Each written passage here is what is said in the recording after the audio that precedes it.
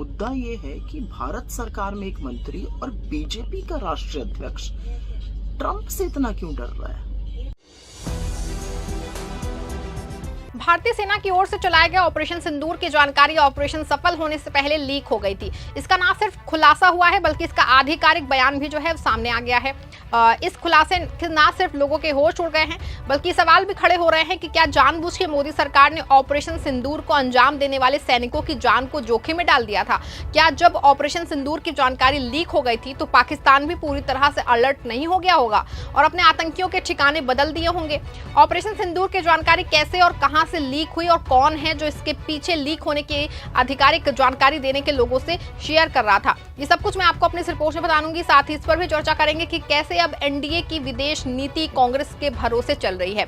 नमस्कार, आप देखना शुरू कर चुके हैं 4 PM और मैं हूं आपके साथ सिमरन। दोस्तों, पहलगाम आतंकी हमले के बाद जिस तरह से भारतीय सेना ने पाकिस्तान में घुस के 9 आतंकी अड्डों को तबाह कर दिया था और पहलगाम के शहीदों को बदला लेते हुए पूरे देश को यह मैसेज दिया था कि भारतीय सेना किसी के सामने झुकने और डरने वाली नहीं है, लेकिन जिस ऑपरेशन सिंदूर ने भारतीय सेना को गौरव दिलाया, जिसकी जानकारी पहले से ही लीक हो गई, सबसे खास बात यह रही कि ये जानकारी किसी और ने नहीं बल्कि मोदी सरकार में बैठे लोगों ने लीक कर दी थी। अगर आप ये सोच रहे हैं कि ये बात फेक है और फर्जी है तो ऐसा बिल्कुल भी नहीं है। खबर देखिए, हिंदुस्तान लाइव की खबर है। खबर में साफ तौर पे लिखा है, पाकिस्तान को लीक कर रहा था ऑपरेशन सिंदूर की जानकारी, उठा ले गई हरियाणा पुलिस। जैसे कि आप देख रहे हैं कि खबर की हेडिंग से ही साफ है कि ऑपरेशन सिंदूर की जानकारी को लीक हो रही थी। खबर में इसका पूरा डिटेल भी है। खबर में लिखा है कि भारत पाकिस्तान तनाव के बीच में हरियाणा के कैथल जिले के मास्टगढ़ चीका गांव के एक युवक को पाकिस्तानी सेना और वहां की खुफिया एजेंसी ISI को संवेदनशील जानकारी देने के आरोप में गिरफ्तार किया गया है। गिरफ्तार युवक की पहचान देवेंद्र सिंह के रूप में हुई है, जिसकी उम्र फिलहाल महज जो है वो 25 साल है। वो वर्तमान में PG डिप्लोमा का छात्र है। पूछताछ में उसने स्वीकार किया है कि वो पाकिस्तान की इंटर सर्विसेज इंटेलिजेंस से संपर्क में था और भारत पाक तनाव के साथ साथ ऑपरेशन सिंदूर से जुड़ी जानकारियां उन्हें मुहैया कराता था। कैथल के DSP वीरभान ने कहा है कि हमें इस खुफिया जानकारी मिली थी कि गांव मास्टरगढ़ चीका निवासी देवेंद्र सिंह पाकिस्तान से संपर्क में है। उसी आधार पर विशेष जासूसी टीम ने उसे गिरफ्तार किया। प्रारंभिक जांच में सामने आया है कि उसने ऑपरेशन सिंदूर संबंधी जानकारियां पाकिस्तान को भेजी। आपको बता दें कि ये तो एक साजिश की गई थी और उसको पुलिस और सेना सही सबक सिखाएगी। लेकिन दूसरी ओर मोदी सरकार के विदेश मंत्री S जयशंकर का भी बयान आया है। S जयशंकर ने जो है अपने बयान में बताया है कि पाकिस्तान को इस बात की पहले ही जानकारी दी गई थी कि भारतीय सेना हर हाल में पाकिस्तान में चल रहे आतंकी अड्डों को तबाह करेगी। ऐसे में सवाल ये है कि आखिर क्यों मोदी सरकार के विदेश मंत्रालय की ओर से इस जानकारी को जानबूझ करके लीक किया गया? भारतीय सेना पाकिस्तान के आतंकी अड्डों को तबाह करने वाली है। अगर पाकिस्तान के पास इतनी ताकत होती तो वो इसको रोक सके, तो क्या भारतीय सेना के मिशन को बड़ा खतरा नहीं था? क्या पाकिस्तान को यह बताना बहुत बड़ी बेवकूफ़ी नहीं कि हम आपको आतंकी अड्डों को जो है वो तबाह करने जा रहे हैं? क्या इसे देश के सैनिकों के साथ बड़ा धोखा माना जाए या फिर भारत की फेल विदेश नीति? पहले विदेश मंत्री S जयशंकर का ये बयान सुन लीजिए। इसमें दावा किया गया है कि ऑपरेशन सिंदूर या फिर पाकिस्तान के आतंकी अड्डों को तबाह करने की जानकारी पाकिस्तान को दे दी गई थी। No, look, ceasefire, I think one of you asked me inside about trade as well. On the ceasefire, I mean what you call ceasefire, we call cessation of firing and military action. We achieved, the goals which we set out to do by destroying the terrorist infrastructure in Bahawalpur, Muridke, Muzaffarabad and other places. So after that, I think since the key goals were achieved, I think we reasonably took the position that because even at that start, at the start of the operation, we had sent a message to Pakistan saying we are striking at terrorist infrastructure, we are not striking at the military. So the military has an option of standing out and not interfering in this process. They chose not to take that good advice.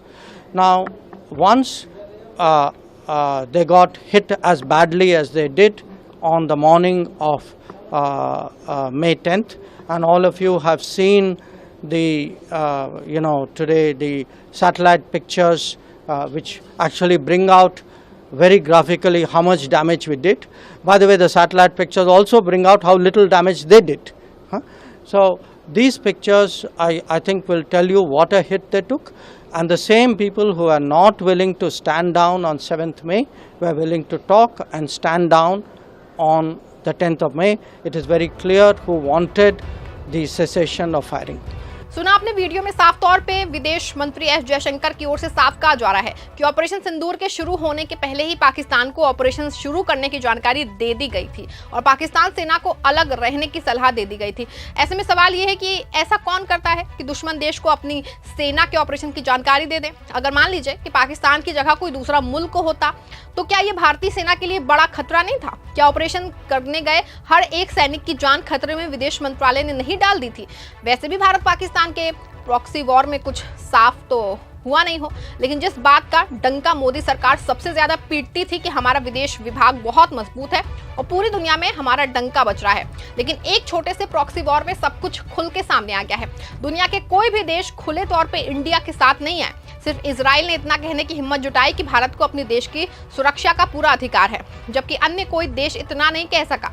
Bharat का विदेश महकमा इस कदर fail था कि cease fire की जानकारी भारत की मोदी सरकार की ओर से नहीं बल्कि सीधे अमेरिकी राष्ट्रपति डोनाल्ड ट्रंप ने दी थी और सिर्फ बता नहीं रहे थे, बल्कि ट्रंप का अंदाज कुछ ऐसा था कि मानो उनके डर से भारत पाकिस्तान प्रॉक्सी वॉर खत्म हुआ है। साथ ही जिस तरह से एक पाकिस्तान जैसे छोटे मुल्क के खिलाफ भारत और मोदी सरकार की विदेश नीति फेल हुई है, ये देश को एक बड़ा झटका है, क्योंकि जिस विदेश मंत्रालय की वजह से भारत का डंका पूरी दुनिया में बचने का दावा किया जा रहा था, वो भारत पाकिस्तान कंट्रोवर्सी में पूरी तरह फेल था।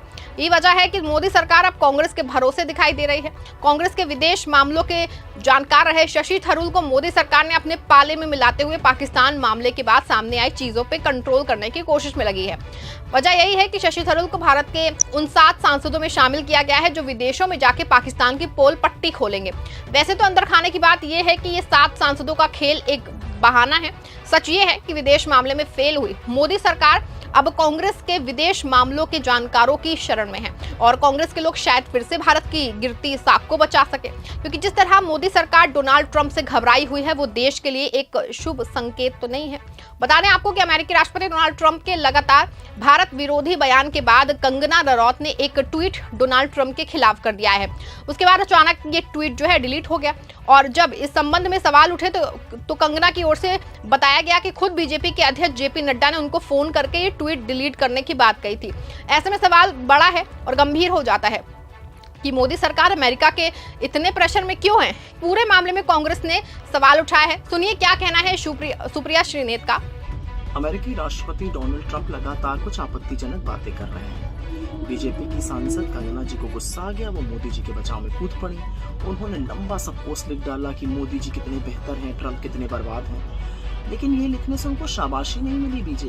बीजेपी के राष्ट्रीय अध्यक्ष और केंद्र सरकार में मंत्री नड्डा जी का तुरंत फोन आया। उन्होंने हड़काया कंगना जी को और उनका ट्वीट और पोस्ट दोनों डिलीट कराया। इसकी जानकारी खुद कंगना जी ने दी है। मुद्दा ये नहीं कि पोस्ट डिलीट हुआ या क्या हुआ, मुद्दा ये है कि भारत सरकार में एक मंत्री और बीजेपी का राष्ट्रीय अध्यक्ष ट्रंप से इतना क्यों डर रहा है। सुना आपने, सुप्रिया का सवाल यही है जो हम आपसे कह रहे हैं और ये डर और दहशत कहीं ना कहीं विदेश मंत्रालय के फेलओवर को दिखाता है। साथ ही विदेश मंत्री का पाकिस्तान सेना को ऑपरेशन सिंदूर की जानकारी देना इससे भी ज्यादा गंभीर है। क्या पाकिस्तान को ऑपरेशन सिंदूर की जानकारी देना ठीक था? क्या भारतीय सेना के लिए ये बड़ा खतरा नहीं बन सकता था? क्या मोदी सरकार ने सैनिकों की जान को खतरे में नहीं डाल दिया था? पूरे मामले पे आपका क्या रिएक्शन है, आपका क्या राय है? अपनी राय जो है वो कमेंट में जरूर लिखिएगा। खबर अच्छी सच्ची लगे खबर को लाइक और शेयर करिएगा और चैनल पे नए हैं तो चैनल को सब्सक्राइब भी कर लीजिएगा।